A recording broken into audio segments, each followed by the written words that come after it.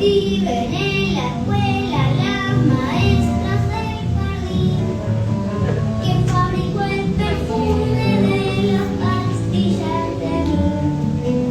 ¿Quién amasó las nubes como mi papá hace el pan? ¿Cuántas serán las lágrimas que está llorando el mar? ¿Cómo hacen las estrellas sus hijitas de algodón? ¿Qué soñará mi gato cuando duerme en el sillón?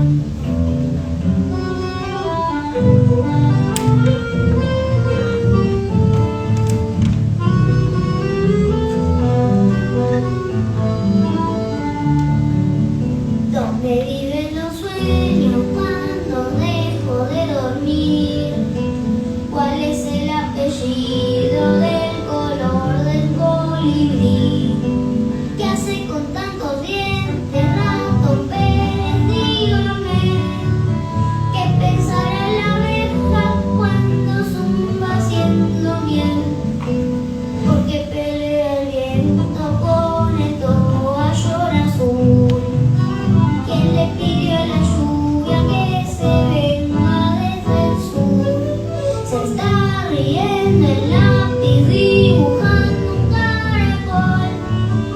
¿Por qué pregunto tanto? Me estoy preguntando yo. Y así están preguntando y aprendiendo todo hoy.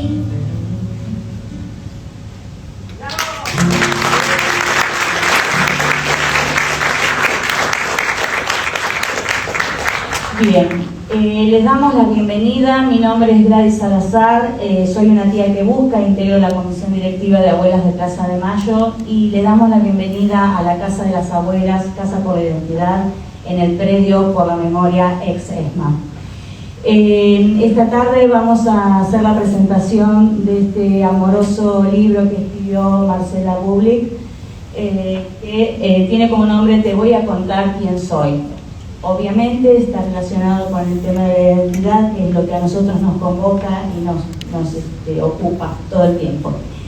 Tenemos en la mesa a la licenciada Victoria Julia Martínez, psicóloga de niños, especialista en afectados por violencia, directora de la Diplomatura Transmisión de Memorias Traumáticas de la Universidad Nacional del Chaco y de la Asociación Argentina de Salud Mental. Autora del libro Terrorismo de Estado, Efectos Psicológicos en los Niños, exdirectora nacional de la Secretaría de Derechos Humanos. Bienvenida, bienvenida. Y nos acompaña también Tatiana Stiligoy Pérez Duarte Acevedo Britos, ¿lo dije bien? Perfecto. La primera nieta localizada por abuelas en la Argentina. Ella es psicóloga, trabajó en la institución desde sus 18 años de edad, aportando a la causa. Participó en la creación del Centro de Salud de Abuelas de Plaza de Mayo. Bienvenida, Tatiana. A esta tu casa. La compañera Constanza Brunet de la editorial Marea, que es una editorial dedicada a libros sobre derechos humanos, que también nos va a dirigir algunas palabras. Así que, bueno, las dejo con las protagonistas.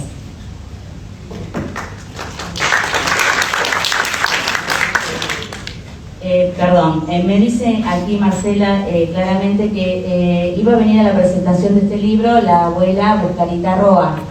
Esto no pudo ser, pero nos mandó un videíto que si lo podemos pasar, Ger. Gracias. Hola querida Marcela, soy Buscarita. Estoy muy feliz con lo que te está ocurriendo en el día de hoy. Te felicito mucho por tu libro. Espero que tengas mucho éxito en todas las cosas que hagas en tu vida. Tú sabes que yo te aprecio mucho y bueno, para mí el libro es impresionante de lindo. Así que bueno, que tengas mucha suerte, te mando un gran abrazo.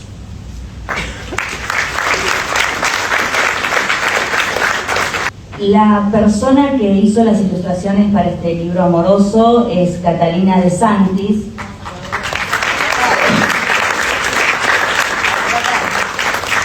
Quien está haciendo también ahora una intervención en vivo acompañando la presentación de este libro. Gracias, Cata. Bien, adelante, quien quiere comenzar, comenzar. Dale, le paso el... Bueno, muchas gracias. Yo soy Constanza Brunet, dirijo esta editorial Marea hace 22 años. Hemos publicado muchísimos libros, sobre todo nuestro eje central es la memoria, la verdad y la justicia. Y la conocí a Marcela en 2011 más o menos. Ella hizo un libro que lo presentamos acá en esta misma Casa de la Identidad, la biografía de Rosa Roy Simlit. Le pido un aplauso para Rosa, de paso. Una hermosa biografía, trabajamos mucho con eso, la presentamos un montón de veces y todo, que se llamó Abuela. Y bueno, cuando ella terminó la biografía, se enteró que iba a ser abuela justamente acá de Jazmín, de Lila, perdón, que tiene 12, ¿no? Hoy le pregunté cuántos años tiene. Así que bueno, fue hace unos cuantos años, fue muy lindo. Y a partir de ahí, Marcela, que siempre es docente y siempre tenía mucha facilidad para hablar con los chicos, contarles historias, bueno, muy conectada con sus nietas, empezó a escribir cosas para niños, y yo le digo a Marcela, ¿por qué no juntás esas dos cosas? Esa vocación que tenés por transmitir toda la lucha de abuelas, el encuentro de los nietos, todo el periodo de memoria y verdad y justicia, y esa vocación que siempre tuviste y que ahora la tenés más con tus nietas, de contarles a ellas y a través de ellas a todos los chicos qué pasó en la Argentina y quiénes son estas personas que tuvieron que luchar por tener su identidad. Entonces, bueno, de ahí surgió este hermosísimo libro, Te voy a contar quién soy, en el que, bueno, trabajo muchísimo y trabajamos muchísimo. Ahí la convocamos también a Catalina, que también es nieta restituida y que hizo unas ilustraciones bellísimas, con mucha sensibilidad. Y están dentro de esta colección que hace 2 años empezamos a publicar, que se llama ¿Cómo fue? Y la idea es justamente una colección testimonial con testigos vivos de la historia reciente para los chicos y los adolescentes. El primer título también tiene que ver con abuelas, también lo hemos presentado, hemos hecho actividades con él acá. Se llama Los nietos te cuentan cómo fue, de Analía Argento, y 2 nietas restituidas, Mariana Zaffaroni Islas y Sabrina Gugino Valenzuela Negro, que hizo las ilustraciones. Así que son como 2 libros que dialogan entre sí y que creo que tenemos que tener en cuenta que hoy hay más cantidad de población que no ha vivido la dictadura, que la conoce por terceros, y por eso hay tantos grupos interesados en disputar, digamos, esa interpretación de la historia. Es más fácil tratar de tergiversarla a gente que no la vivió, a los jóvenes. Entonces creo que nosotros en esta lucha de memoria y verdad y justicia tenemos que lograr llegar a esas nuevas generaciones e intervenir en esa disputa que se está dando hoy claramente del otro lado. Así que bueno, esta es una modesta contribución a eso, así que gracias Marcela, gracias Catalina y a todos los que testimoniaron, que sé que cada testimonio tiene su dolor y bueno, que los agradezco profundamente que lo hayan vuelto a hacer para llegar a otras generaciones. Bueno, eso, gracias. Gracias. Bien, continúa la licenciada. Ahí tenés el curso. Bueno, perdón. Licenciada 1. Licenciada 1. Bueno, buenas tardes a todas y todos. Realmente muy contenta de estar aquí, bueno, sobre todo en esta casa, gracias a la editorial y a las palabras que nos dijiste recién, porque realmente tiene que ver con la importancia que tiene este libro.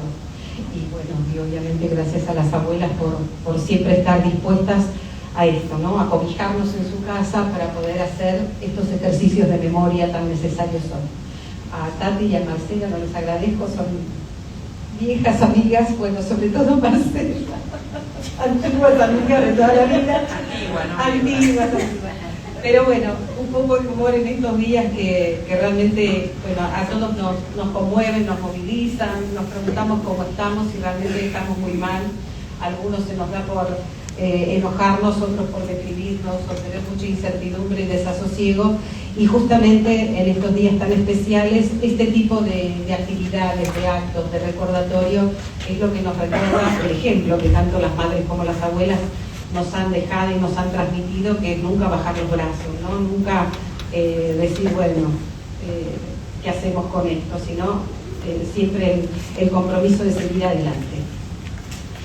En este sentido, yo quiero hablar un poquito desde mi lugar de psicóloga de hijos de detenidos y desaparecidos desde hace muchos años, cuando apenas me recibí, hace mucho tiempo, en el 82, todavía era dictadura, y mi especialidad era, en aquel momento pensaba dedicarme a la clínica de niños, lo que no pensé es que mis pasos iniciales iban a ser justamente siendo psicóloga de hijos de detenidos y desaparecidos. Conformé el equipo del organismo de familiares detenidos y desaparecidos por razones políticas, y desde allí iniciamos un recorrido con un grupo de psicólogos, con algunos psicoanalistas de los grandes que volvían al país después del exilio, porque una preocupación que teníamos en aquel momento era, bueno, ¿qué le transmitíamos de esto que nos pasaba, esto tan doloroso, que los adultos podíamos comprender, pero los niños no? Y tratábamos de encontrar cuál era la mejor manera de transmitirles aquello que para ellos era una pérdida, una ausencia, y que preguntaban y se interrogaban, así como nuestra niña de preguntona, el hecho de, bueno, ¿qué es lo que ha pasado con ellos? ¿No? ¿Dónde están? ¿Van a volver? ¿Qué les pasó? En la escuela me preguntan. Digamos, un montón de preguntas que tenían que ver con la vida cotidiana, cuando las abuelas lo llevaban al pediatra, cuando las madres que quedaban solas tenían que inscribirlos en los colegios y no había muchas veces documentos. Bueno, todo lo que sabemos que fue esos momentos tan duros de la dictadura, más allá del terror, ¿no? Porque además todas estas cosas tenían que hacerse en lo cotidiano, conviviendo con el terror. No solo con el terror de los que ya habían transitado por esta situación de la desaparición de un ser querido, sino por el terror que sufríamos todos como sociedad. Y me parece que es importante seguir hablando del terror, porque muchas veces escuchamos decir en nuestra sociedad que bueno, que eso ya pasó, son 50 años, siguen siempre con lo mismo, ¿no? Como si solamente este tema nos perteneciera a aquellos que estamos involucrados directamente en los organismos de derechos humanos y no tuviéramos en cuenta las dimensiones que ese terror dejó consecuencias y dejó huellas en la memoria tanto de nosotros individualmente como de la subjetividad social. A lo largo del recorrido histórico y por los vaivenes políticos tuvimos distintos momentos en la recuperación de la democracia era como que todo el mundo hablaba, ¿no?, de las desapariciones y qué había pasado. Incluso hubo mensajes hacia la sociedad culpabilizando a la sociedad por no haber visto, ¿no?, por no haber hecho nada, no haber visto, cómo no me di cuenta. Hay incluso producciones que tenemos los psicólogos hechos en aquella época respecto a los vecinos que vivían vecinos de los centros clandestinos de detención, que decían, yo no sabía nada de lo que pasaba acá al lado. O bueno, eran lugares de la policía que estarían apretando a los chorros. Ese tipo de respuestas tenían. Todo eso que nos pasó y la campaña sistemática de terror que hizo la dictadura, el terrorismo de Estado, justamente tenía esta intencionalidad, sembrar el terror. Incluso, lo que bien sabemos y hemos comprobado, es que como eran dueños de la vida y la muerte de miles de compañeros militantes, muchas veces algunos de ellos eran dejados vivos justamente para diseminar el terror. Hay una obra de Tato Pavlovsky, que no sé si ustedes conocen, El señor Galíndez, que habla justamente de lo que significaba ser un torturador y los diálogos que decía nuestro genial Tato. Uno de los torturadores decía, por cada uno que tocamos, por cada uno que torturamos, hay 1000 que son tocados por el terror, ¿no? Actuamos por irradiación, decía en las palabras del señor Galíndez Tato. Y nunca bien, digamos, más ilustrativo de esa situación, porque el hecho de haber tardado tantos años en hacer justicia, y que por suerte somos ejemplo en el mundo de lo que significan los juicios por delitos de lesa humanidad, digamos, le hemos dado ese ejemplo al mundo, y las abuelas y las madres que han esperado tanto tiempo para el actuar de la justicia, creo que es ejemplo también el hecho de que nunca se dio ningún hecho de venganza ni de revancha, sino que justamente se esperó el proceso lento de la justicia hasta que llegó en el 2003 con la derogación de las leyes de impunidad. Me parece importante tener en cuenta que durante todos esos años de impunidad, esas marcas del terror, esas huellas del terror quedaron impregnadas en nuestra historia. Porque toda situación traumática, si no tiene resolución, si no tiene, digamos, la debida justicia que empiece a reparar las consecuencias de ese terror, bueno, queda como toda situación traumática, encapsulada, nos tiene paralizados, hacemos un esfuerzo de disociación, de negación para dejar de lado ese dolor y seguimos adelante.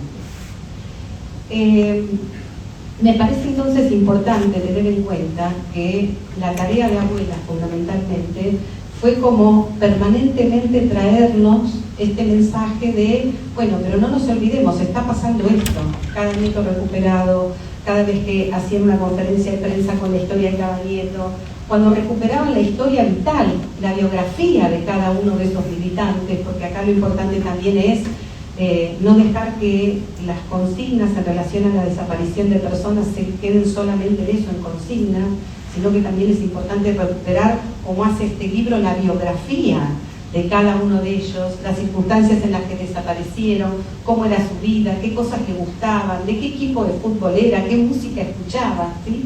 El hecho de escuchar estos relatos que el libro, digamos,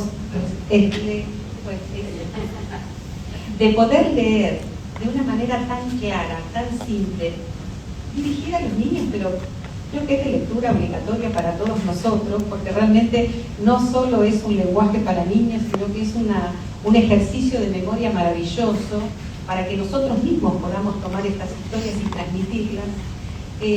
Creo que es, como decía Eduardo Duhalde, uno de los antídotos contra la barbarie, ¿no? Esta sociedad tiene que generar antídotos contra la barbarie que vivimos. Muchos nos preguntamos qué nos pasa como sociedad, ¿no? ¿Qué pasa con este negacionismo que se intenta instalar? El negacionismo no es la negación que de alguna manera nos protege ante el dolor o ante el sufrimiento. El negacionismo es la intención de reescribir la historia, de cambiarle el sentido, de contrabandear la historia y la memoria, ¿sí? Y contra eso tenemos que estar muy atentos, porque justamente los intentos permanentes de quienes implementaron el terror de Estado para implementar un modelo económico y cambiar de alguna forma también nuestra cultura, nuestra manera de pensar nuestra sociedad, nuestros valores, permanentemente apela a esta posibilidad de volver otra vez al terror, ahora a través del negacionismo de la crueldad. El ejercicio de crueldad que estamos viviendo como sociedad también es un intento de negacionismo. Es volver a reactivar esos núcleos de terror que tenemos en nuestra sociedad para dejarnos de nuevo a la intemperie, en el desamparo, en la incertidumbre, en la parálisis de lo traumático.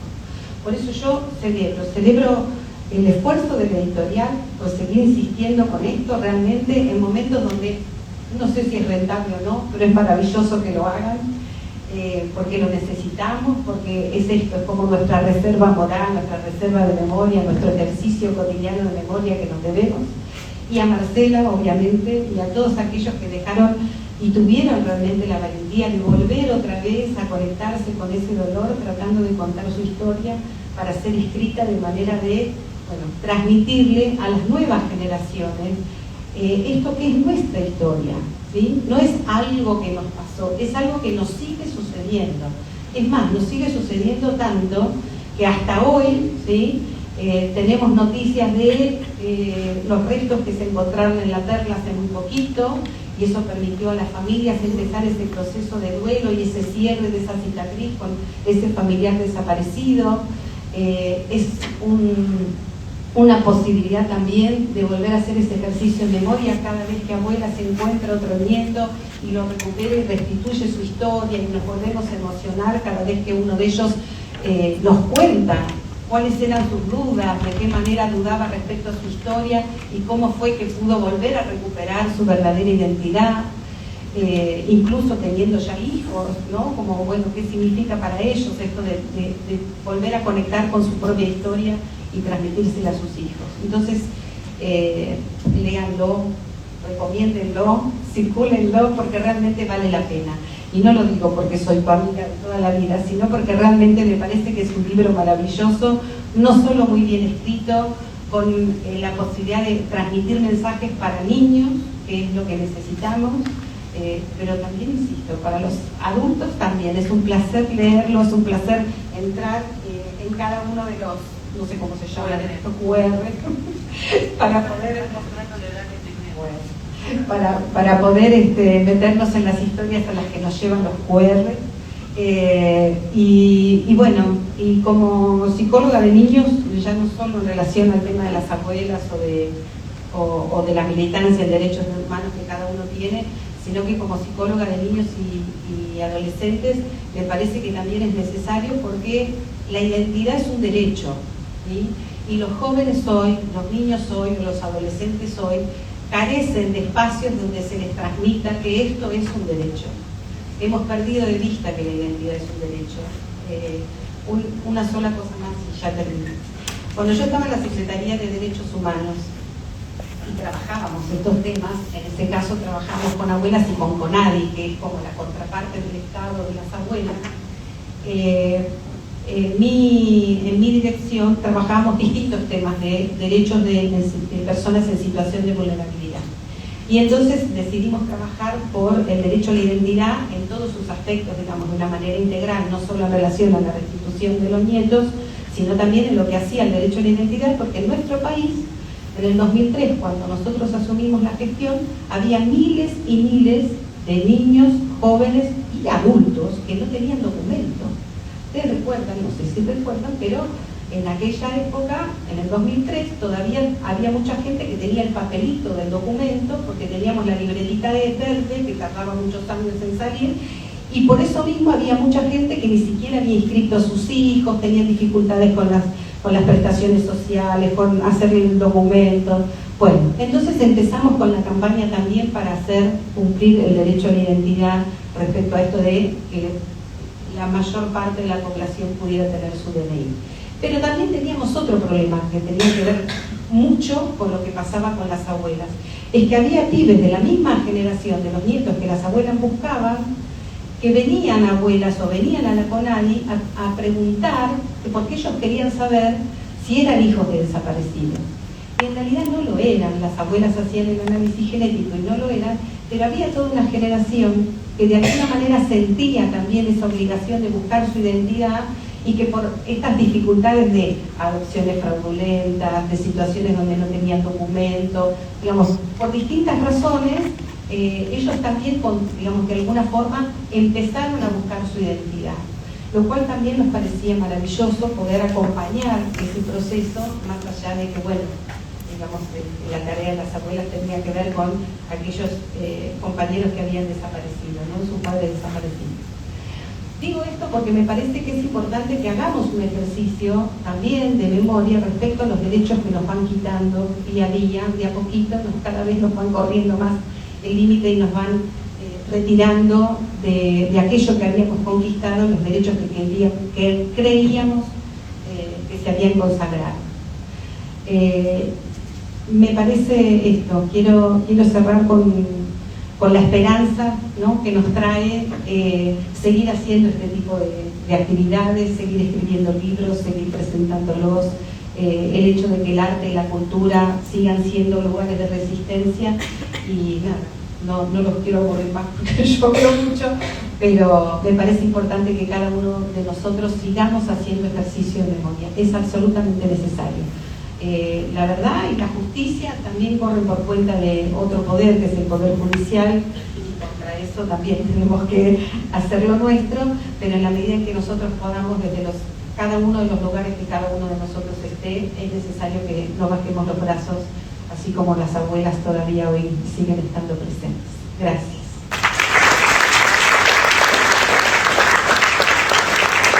Bien, le voy a pasar antes el micrófono a Constanza porque olvidó decirnos algo. Sí, algo muy chiquito y un poco me hiciste acordar, porque hablando del negacionismo, como esa voluntad de tergiversar la historia, los organismos de derechos humanos, entre ellos abuelas, están siendo vaciados, desfinanciados y demás, y lo que quería decir, porque ella no lo va a decir, es que Marcela dona todos sus derechos de autor a Abuelas de Plaza de Mayo. Gracias, Marcela. Bien, tú dirás quién continúa. Bueno, acá ella. No, ella me dijo otra cosa. Pues Yo seré breve. Adelante. Para que no sean los psicólogos seguidas y no sientan que los están analizando. Seré breve. Bueno, ¿no? Sí. Bueno.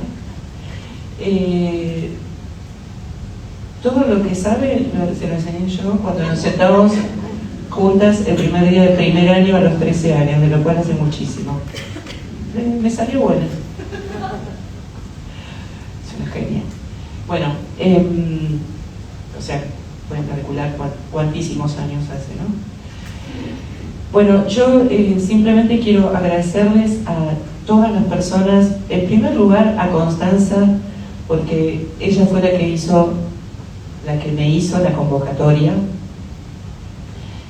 para escribir este libro, que fue cambiando de formas, fue cambiando el proyecto, porque bueno, pasaron distintas cosas, como dijo uno, que mejor lo olvidar, y fuimos agregando, era como tirar pochoclo en una sartén, nos juntábamos y tirábamos así, saltaban las ideas y crecían, ¿no es cierto? Y finalmente terminó siendo este libro en el que tienen voz 4 generaciones. Y yo solamente les quiero contar más o menos cómo es la estructura del libro, nada más, porque acá las que van a hablar más rigurosamente de otros aspectos son las dos licenciadas. Trataré de ser breve si puedo. Llegaste por fin. Dale, dentro de un rato ya tengo que barrer el piso. Bien.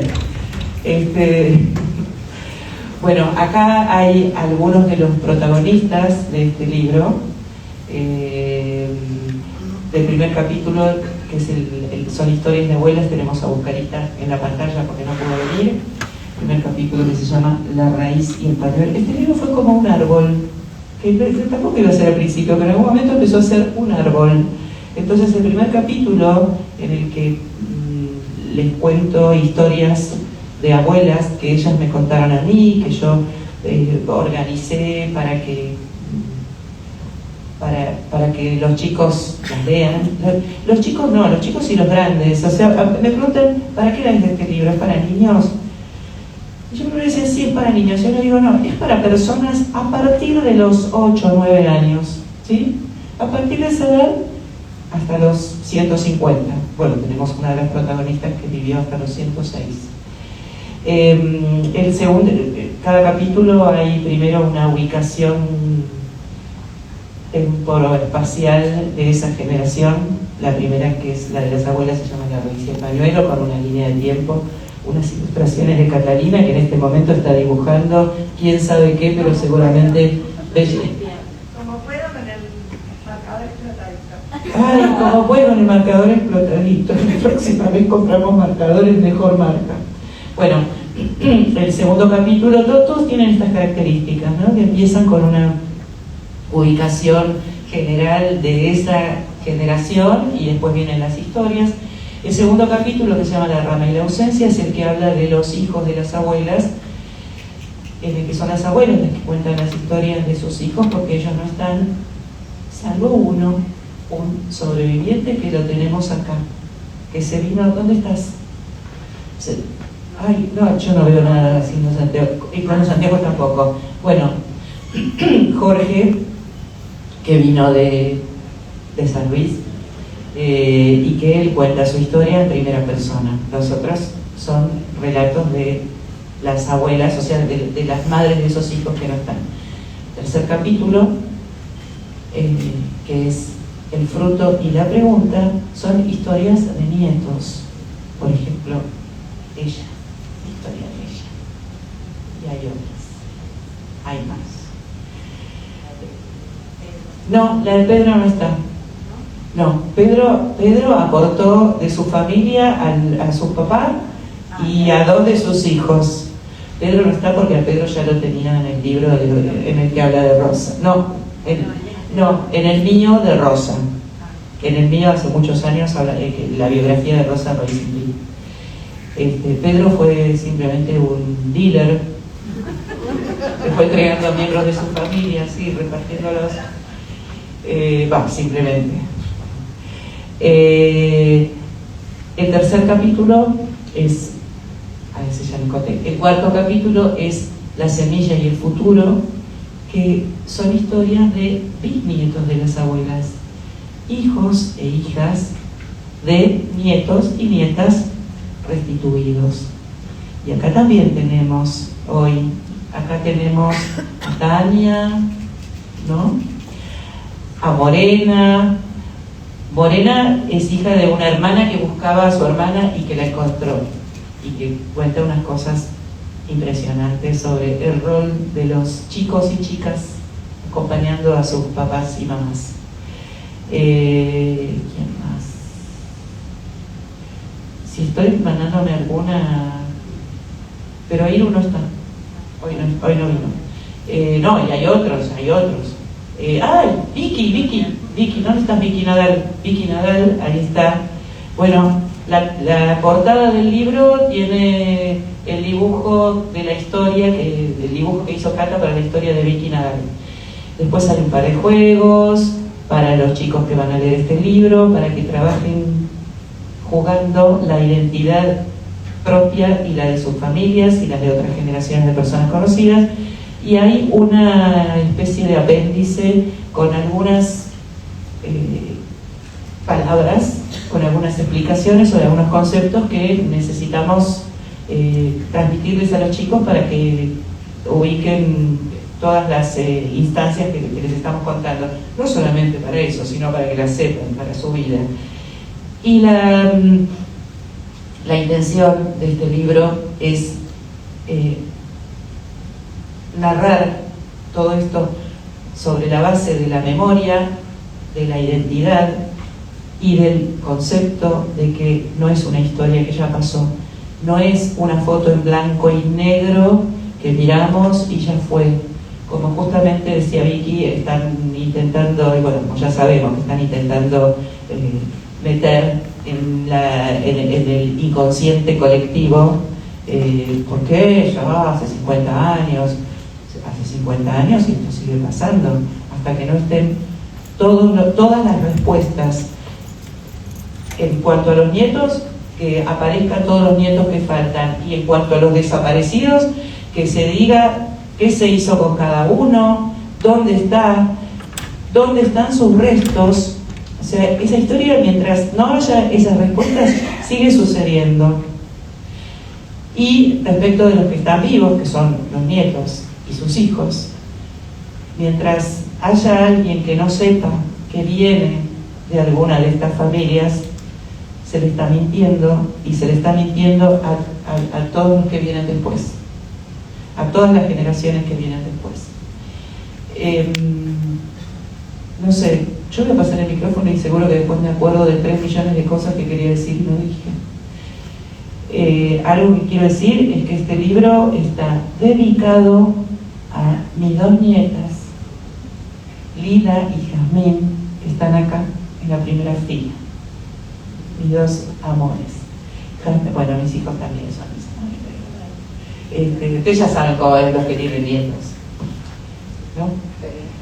Jazmín es la cantante del primer video que vimos, de la canción del chamamé de la niña que se hace preguntas. Ella es la cantante. ¿Qué más? Te paso la posta.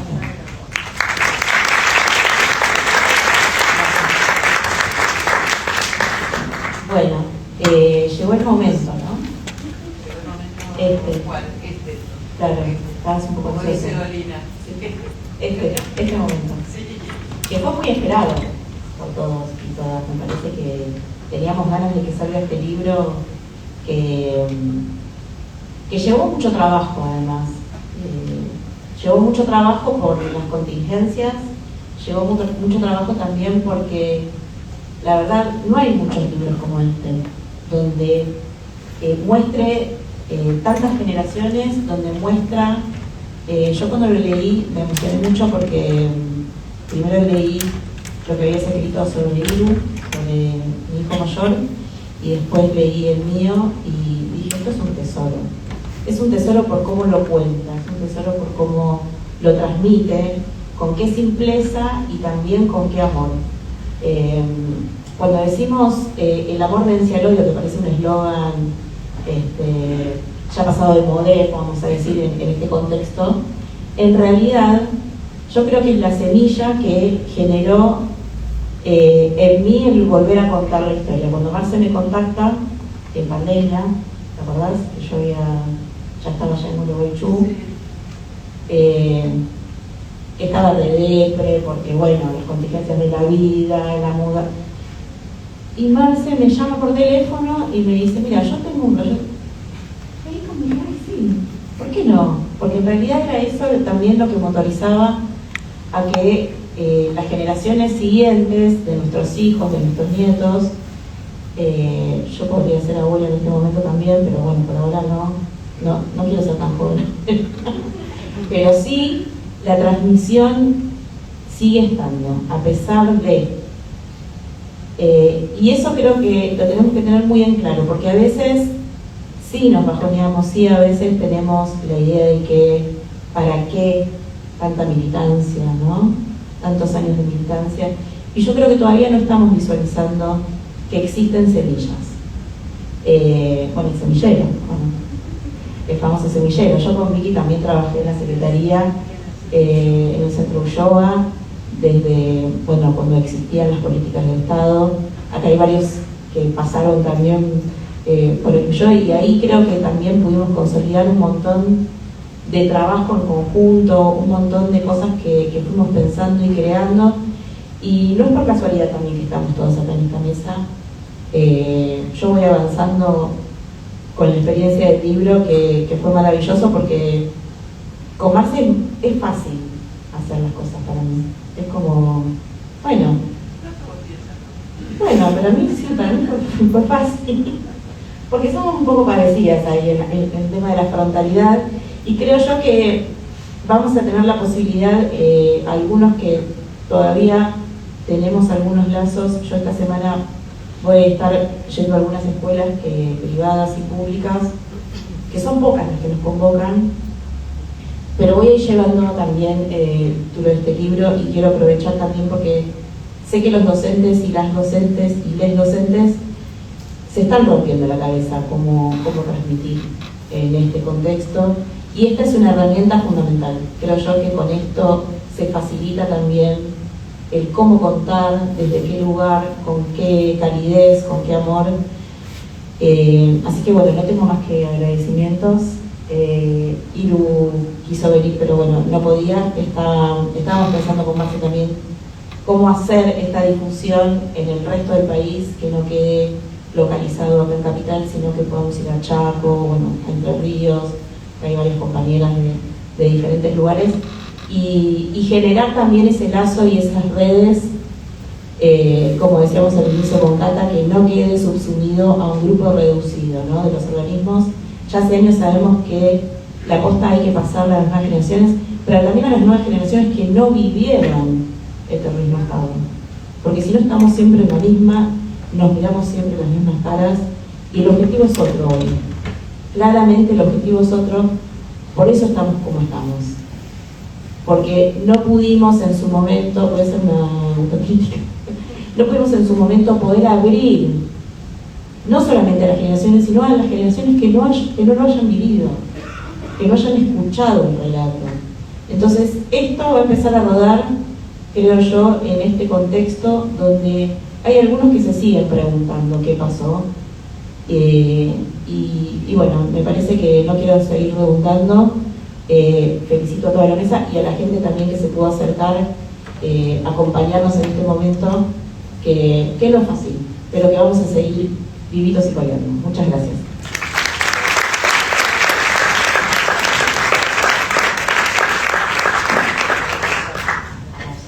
Bueno, yo quiero agregar un par de cositas. Primero, antes de que me olvide, acá también hay personas que colaboraron conmigo desde distintos lugares, distintas instancias a las que yo les pedí ayuda de lectura técnica y crítica, y contactos, y bueno, etcétera. Por ejemplo, Vicky, ¿sí? Por ejemplo, María Joselevich, ¿dónde estás, María? Estabas por ahí. Y Agustina, que sí, divinas. Con ellas me conectó Emilce Moller, que Emilce siempre está para todo, cualquier duda, cualquier cosa que yo le quiera preguntar, hasta, como decíamos, hasta cómo tejer con las agujas circulares. Bueno, sobre lo que acaba de decir, lo que acaba de decir Tati, hoy leí una nota preciosa a Emilce, hablando de los nuevos lenguajes para las nuevas generaciones.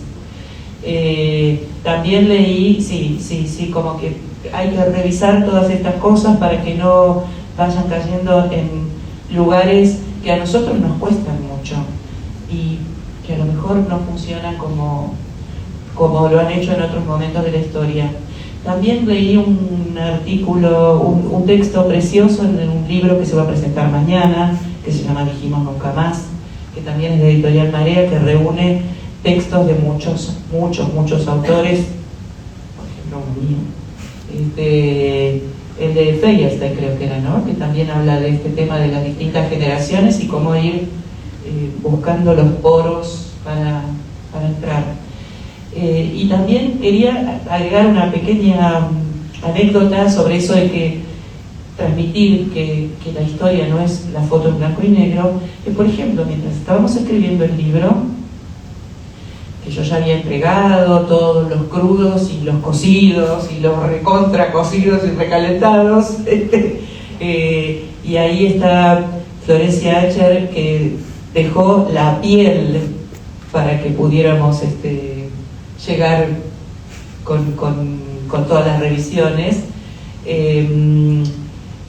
Sucedió una cosa maravillosa, la noticia más bella que siempre estamos esperando desde este lugar, que es que apareció un nieto 140, y entre las historias en el tercer capítulo está la historia de Adriana. Adriana es su hermana de la generación de los nietos. En ese capítulo hay dos que no son nietos restituidos por las abuelas, sino que son dos hermanos de la misma generación, por supuesto, que quedaron muy chiquititos, bebés, con sus familias, pero que siempre vivieron la búsqueda de la familia de esos bebés que habían nacido en cautiverio.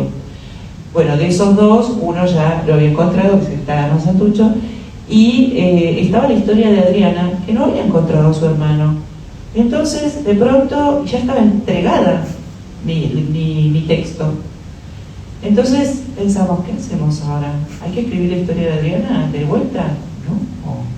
La historia de Adriana tiene que estar en el libro exactamente como ella me la contó y como yo la reescribí, digamos, la adapté. Bueno, todos los textos pasaron por varios filtros y coladores para que pudieran llegar a los chicos y a las chicas de 8 o 9 años hasta los 150, pero siempre con mucho respeto por la voz de cada uno, por los modismos, por todo lo que los identifica.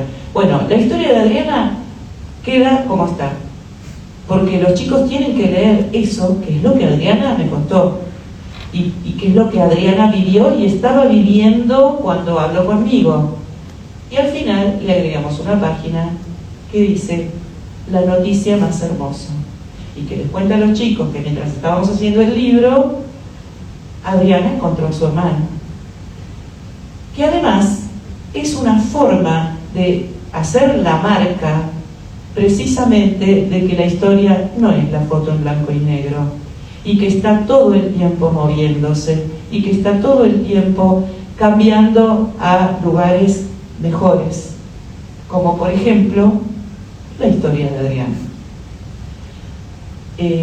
Esa era fundamentalmente la noción, la de que no es esto y ahí quedó, esto sigue y sigue.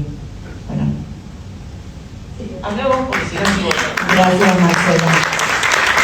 Bueno, como todo tiene que ver con todo, y aquí Tati nos hablaba de esto de transmitir a las nuevas generaciones lo que realmente pasó, cabe aclarar también que dentro de todas las atrocidades que pasaron, no pasaron porque un día a alguien se le ocurrió salir a matar gente sin ningún tipo de explicación. Que lo que se quería imponer era un plan económico. ¿Y por qué digo que todo tiene que ver con todo? Porque dentro de ese plan económico que hoy sufrimos las mismas consecuencias que en aquellos años, dentro de ese plan económico de ajuste y de recontraajuste, los organismos de derechos humanos nos vimos absolutamente dañados por estas políticas de ajuste. De manera que meto este bocadillo acá porque nuestra institución en particular está siendo brutalmente atacada y necesitamos que la sociedad nos ayude en la financiación de nuestra institución para poder seguir trabajando y poder seguir encontrando a todos los que nos faltan. De manera que los invito a todos ustedes a colaborar. El alias que tiene Abuelas es Abuelas Donación. Y además del merchandising pueden hacer aportes recurrentes, que es lo que a nosotros nos ayudaría un montón, aunque sea un poquito cada uno. Si cada una de las personas que adhiere a nuestra causa nos hiciera un aporte recurrente de muy poco dinero, nosotros tendríamos solucionado el funcionamiento de nuestra institución. Así que les agradezco por eso y le paso nuevamente a Marcela. Muchas gracias. Perdón, Gladys. Sí, me voy acordando. Bueno, primero quería decirles que el libro tiene prólogo de Estela de Carlotto. Y segundo, Francia. Gervasio, ¿nos pasas el videíto en el que un amigo muy querido y muy importante para todos también nos manda un saludo? Dale, gracias.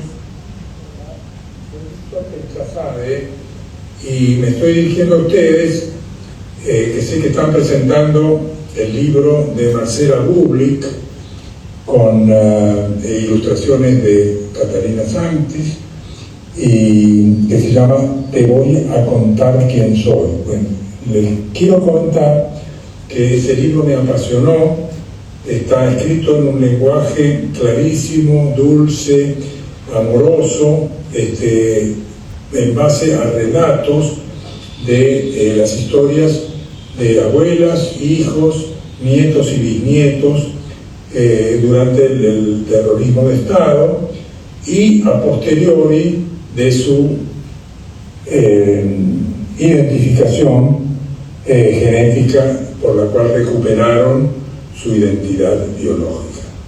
No pueden perdérselo. Muchísimas gracias.